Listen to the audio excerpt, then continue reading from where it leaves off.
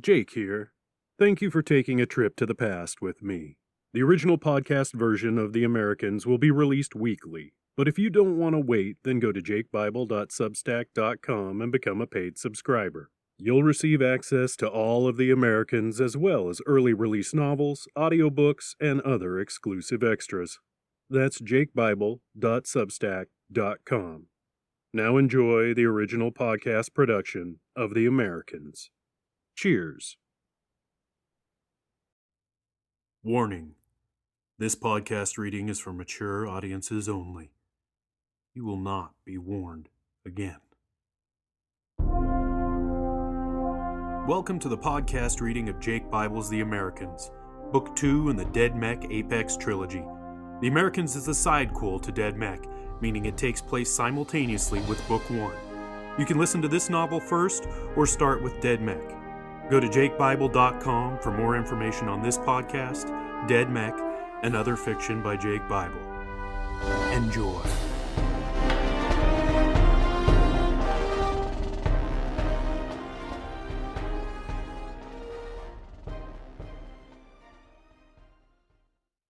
Hey y'all, welcome back to more of The Americans, and as I promised, this would be a bit longer of an episode, and as you can see by the time, I'm sure you're looking at your little pod player thingy-mabob, whatever the hell you use, or if you're looking at the computer screen, you'll see this is considerably longer than last week's little taster, little hors d'oeuvre, little appetizer.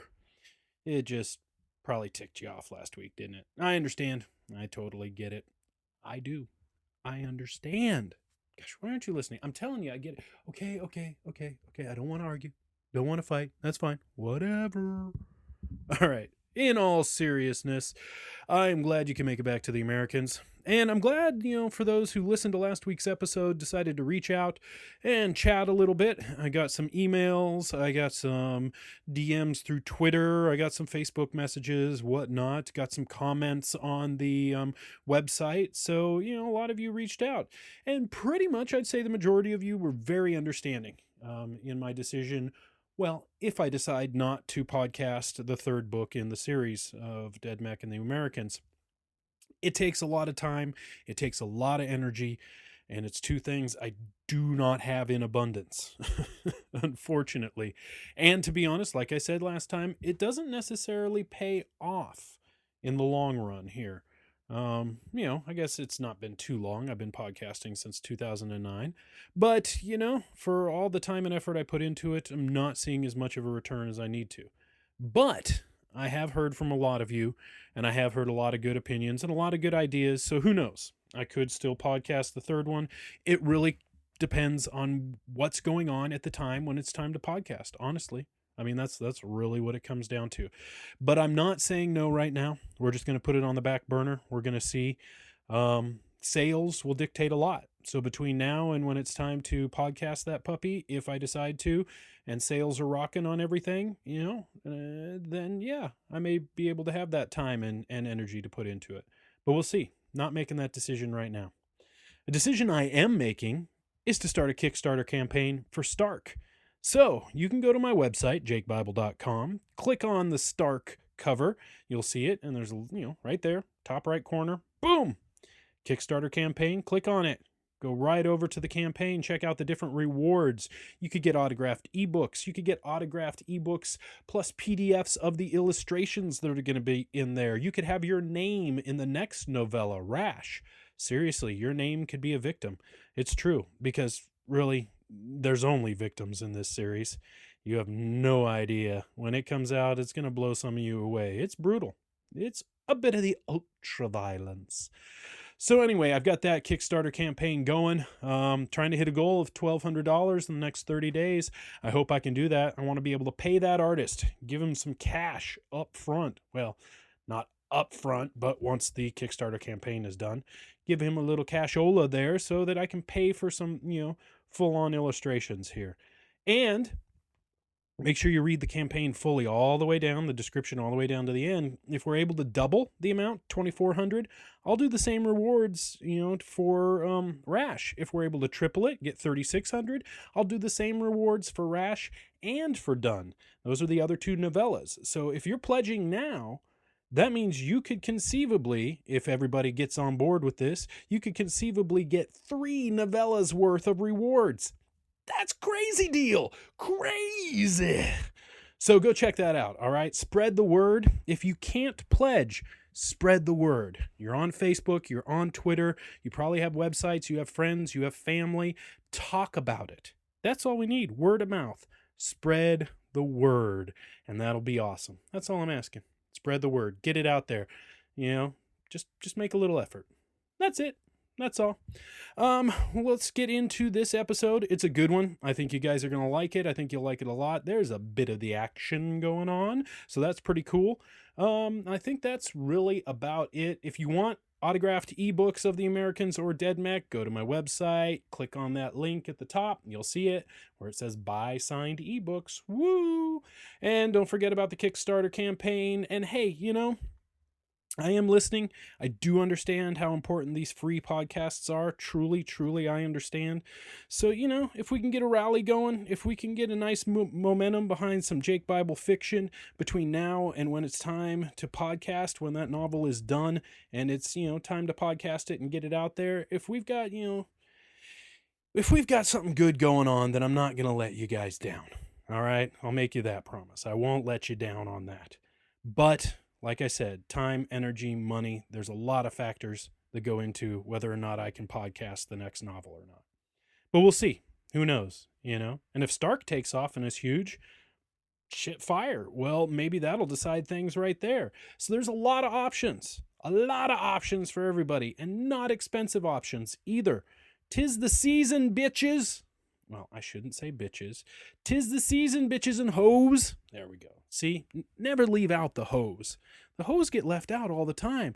Bitches get all the attention, but what about the hoes? Damn. All right, that's about it. Enough rambling, joking, playing around. Hey guys, thank you. Just know from the bottom of my heart, honestly, and this is no shitting around. This is not Jake being sarcastic. This is me being honest and true from the bottom of my heart. I truly appreciate every single fan out there. I truly appreciate every single listener. You guys all rock. You really do. And I know how much you mean to me, and hopefully I mean as much to you, and we'll get it all worked out. Come here, give me a hug. Yeah, hug it out. All right, bitches and hoes. Cheers, y'all.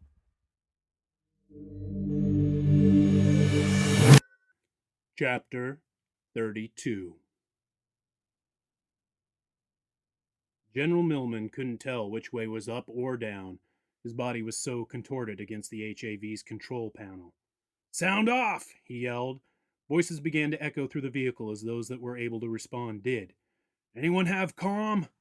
"No, sir," the tech said as he extended his hand and helped the general. "The whole HAV is offline right now. Mag generator must have been damaged." The general braced himself and began to climb over the seats, making his way up through the HAV. "Are you injured?" he asked the tech. "No, sir, just a couple bruises." "Good to hear. Start working on the drive and let's see if we can get this thing out of here." "Roger," the tech said, yanking at the panel on the floor. "I should be able to get to the major components from here. If not, I'll have to get to it from the outside." "Understood," the general said, checking personnel as he climbed past, seeing who was injured. "Make sure you have ghosts with you when you exit. We don't know what's down here." Melissa, Beth, Billy, and both colonels stood at the edge of the hole as the rest of the ghosts watched the perimeter. Melissa looked at the landscape about her. "This is some serious brown. Where are we?" "Makati region, I think," Colonel Owens replied. "It's all sandstone hills and scrub brush. Never was the most hospitable area, even before the dead zone." "What do you think is down there?" Billy asked, peering into the darkness. He kicked a small pebble over the side, and they waited for a full minute before the sound made it back to them. "Oh, that's one deep hole. And we're going down it," Colonel Smithfield announced. "Okay, people, you know your assignments. Let's get our folks back up here and on the move now." Everyone moved to their posts with the rescue team securing BC cables to the sides of the hole as well as the HAVs for added support. Beth and Melissa began to do the same, but Colonel Owens held up his hand. Hold on, Colonel Owens said, shaking his head. You two are staying up here with me. I can help down there, Beth said. You may need my abilities. The only BC down there is our HAV, and any of the ghosts can manipulate that by touch, Colonel Owens insisted. I'd rather have you up here. If any spiders made it through back there, then they will be here soon. That's when we'll need you. What about me? Melissa asked. Pretty sure you two are a team, right? Smithfield said apologetically. Well, you're the topside team. Does Billy have to be on our team? Melissa joked, soliciting an instant frown from Smithfield.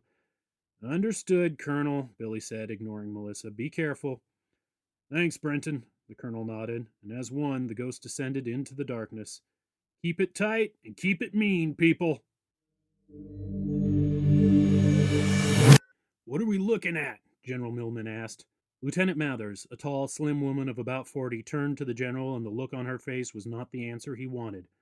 We have no idea, sir. She shone her halogen about the area. The light reflected off multicolored, shiny, slick mounds, and then was sucked into the darkness beyond. What's that smell? Another ghost asked. Smells like... what? That's shit, a short, stocky ghost named Cross said, and piss, and garbage, and death. Smells like the refuse grounds before they vaporize all the trash. A couple of ghosts looked his way. What?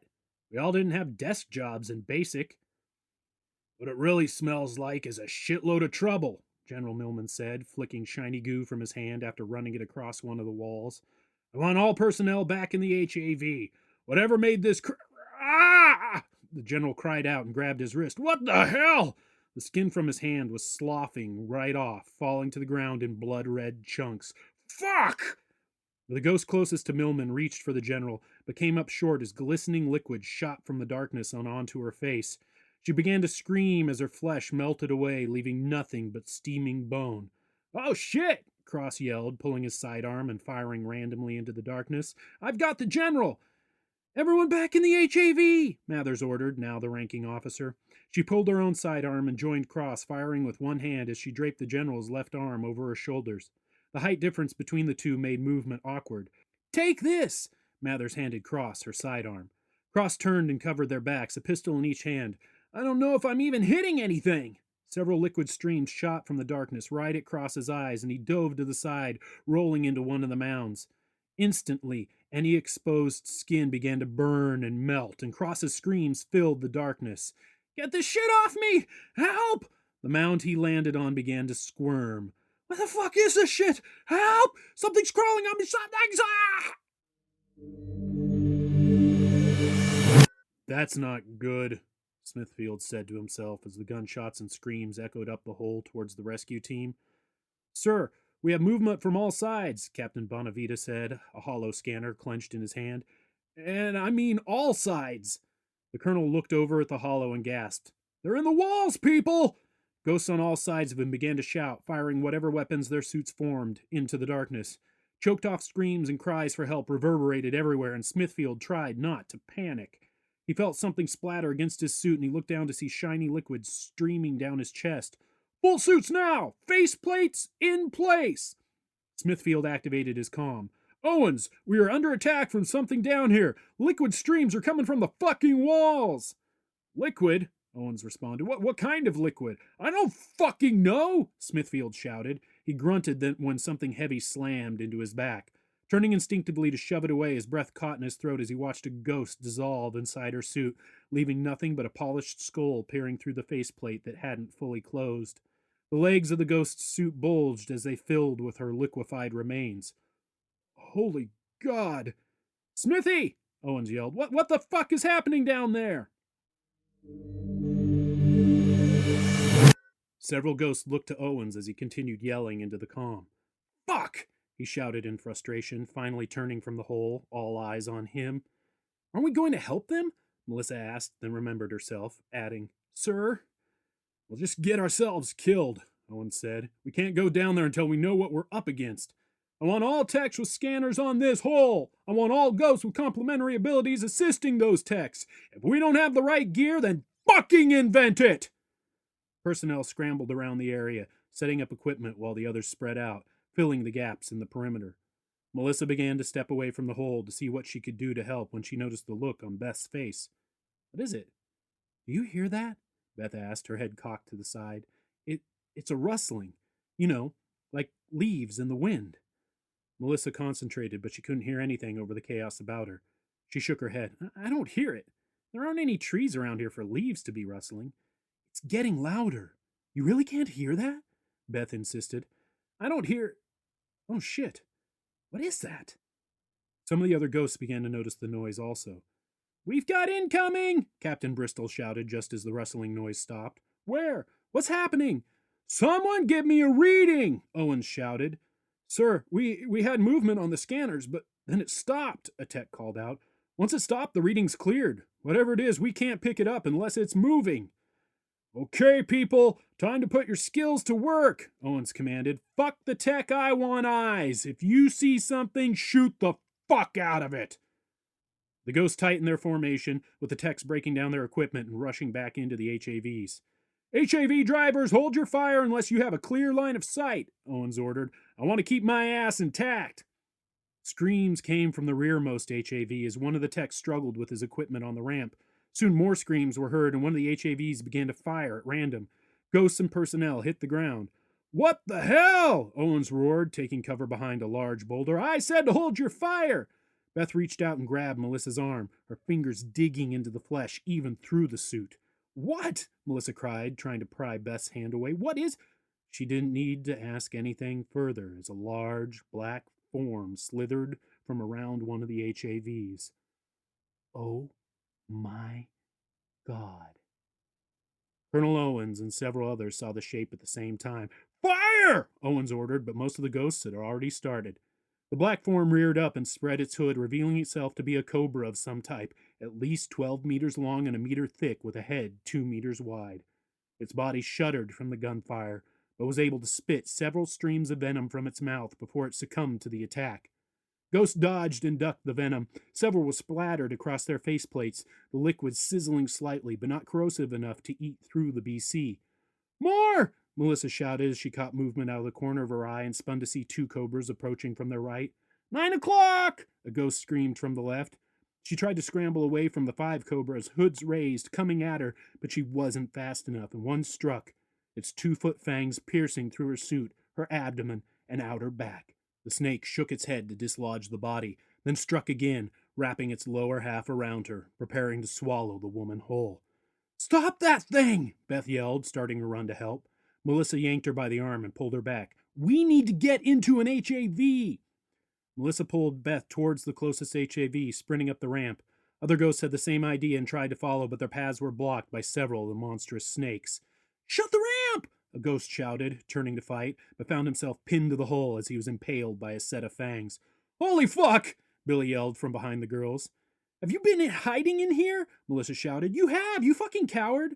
There's giant motherfucking snakes out there, Billy shouted back. Who doesn't hide from giant motherfucking snakes? Beth concentrated on the HAV's ramp and got it to close and lock. There, we should be okay for now. What about everyone else? Melissa asked, pushing past 3 techs, making her way to the front. They need to fucking hide, Billy yelled. Those are giant fucking snakes. We fucking heard you, Billy. Shut the fuck up, Melissa snarled as she looked out the windshield and slapped the HAV driver on the back. Can't you shoot them? I can't get a lock. They don't track right, the driver shouted back. If I can't lock on them, I'll risk hitting our people. Melissa grabbed the man's head and forced him to take a hard look out the windshield.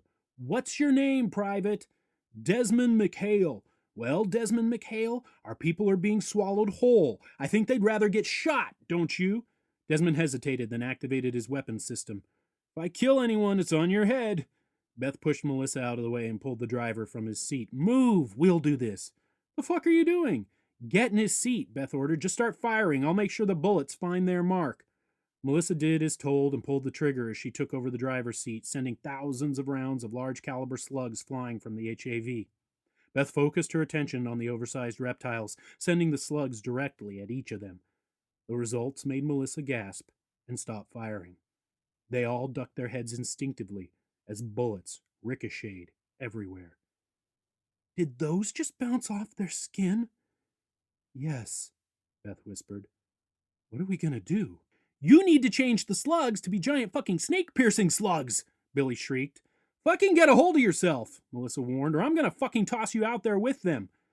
Billy shrank away from her, his eyes wide with panic. That was when she and Beth both got it. You're afraid of snakes, aren't you?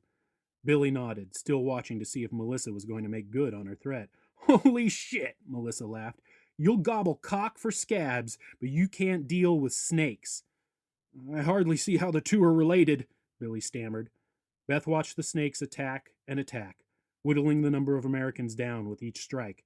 Then one of the cobras reared up, its massive forked tongue flicking out and in, out and in, its head moving from side to side, looking for the source of the smell it picked up. Other snakes stopped their attacks and did the same, no longer caring about their prey. Hey, Mel? Beth whispered. What are they doing? Melissa stopped glaring at Billy and looked out the windshield. Fuck if I know. I'm no herpetologist. Beth raised her eyebrows. Mr. Lang's biology class, I paid attention. The girls jumped back, startled, as several animals the size of very large dogs crested the sandstone hills and leapt at the cobras. The snakes lunged and struck, but the new creatures jumped aside easily and spun in the air, landing nimbly and clamping their jaws on the backs of the cobras' necks. Even through the HAV's hull, the girls could hear several high-pitched whistles immediately followed by loud, deep chirps. Melissa leaned forward. Are those? No. What? Beth asked, amazed at the speed and agility of the animals as they tore apart the snakes that hadn't retreated or escaped into the massive hole. What are they? Did you not pay attention at all? Melissa mocked. They're mongooses. Wouldn't that be mongoose? Billy asked, cringing at the look Melissa gave him. Sorry, I'll shut up. How are they getting through the scales when our guns couldn't? Desmond asked. They have really fucking sharp teeth. How else do you think they're doing it? Melissa shouted, watching snake blood fly about as the ghosts still left standing took the opportunity to make a break for the HAVs. Melissa grabbed the comm. Get the ramps open! We've got people coming for cover! Melissa and Beth watched as the mongooses dispatched the remaining cobras. The high-pitched whistles sounded again and were in turn answered by the deep chirping, but this time the girls could see that the chirps were coming from the animals themselves. They immediately settled down and began to tear apart the dead cobras, eating the flesh in large chunks. From the tops of the hills, several cloaked figures descended onto the scene, each holding a long metal staff. Looks like we have company, Beth said, indicating the figures. Think they're friendly? Does anything around here look friendly? Melissa responded. Colonel Owens stood panting, his foot propped on a dead snake's head, his arms covered by circular blades that dripped blood. Around him, the mongooses began to circle and move in. I'll fucking take you all, he yelled at the animals. One ducked in and he swiped at it, barely missing the mongoose's snout. Come on, try it! They want to make sure the beast is dead, a thick voice said from one of the cloaked figures. They have to know for themselves. They will not hurt you. Owens looked at the approaching strangers. They sure look like they will, he stated, focusing on the blood-smeared muzzles of the animals.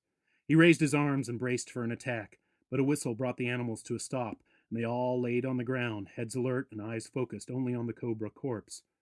Nice trick. As I had already stated, the lead figure said, they are not after you. Only confirmation that the snake is dead.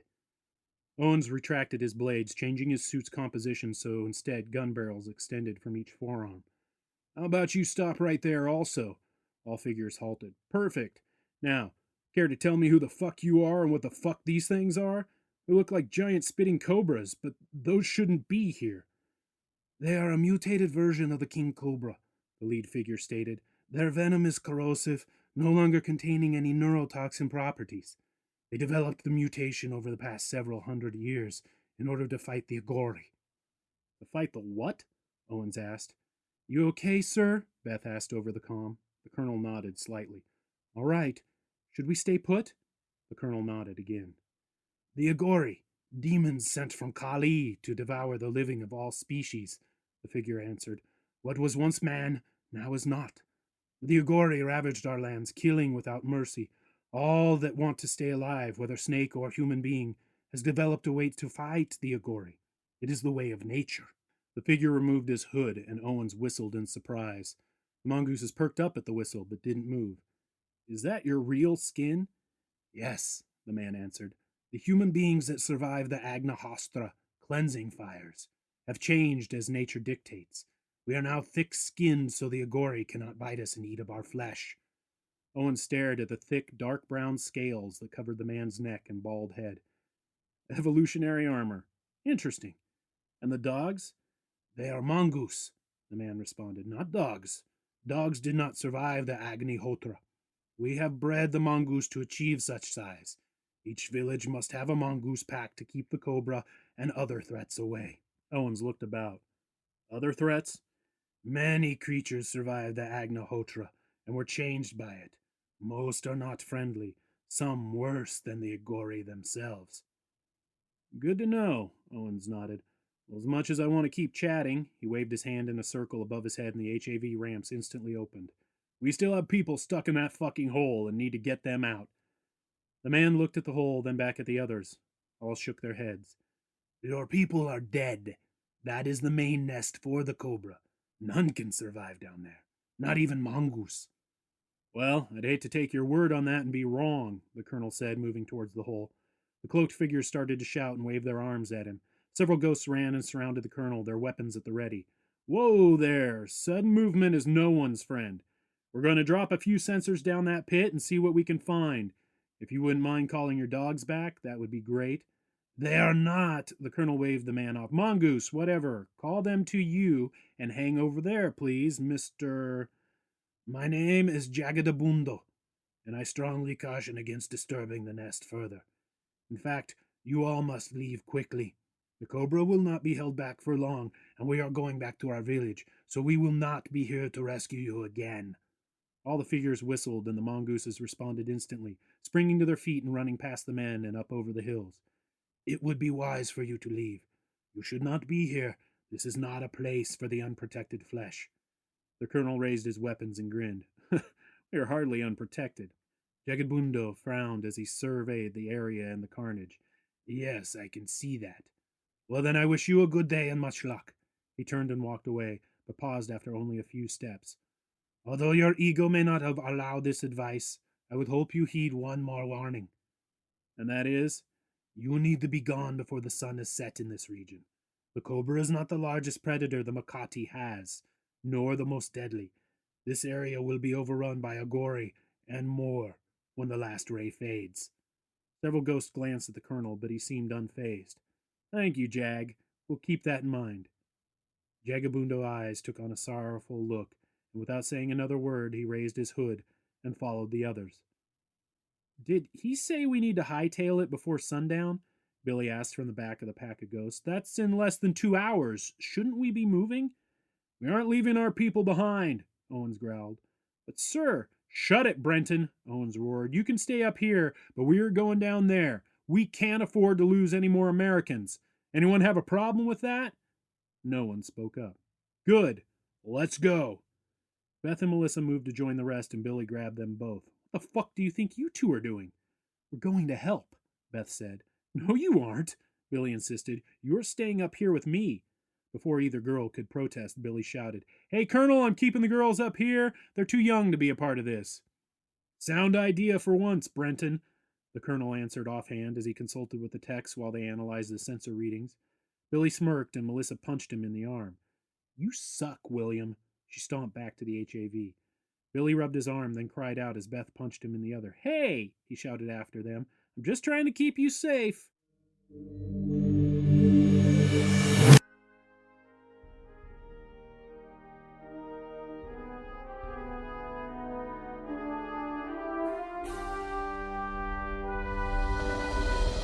You've been listening to the podcast reading of Jake Bible's The Americans.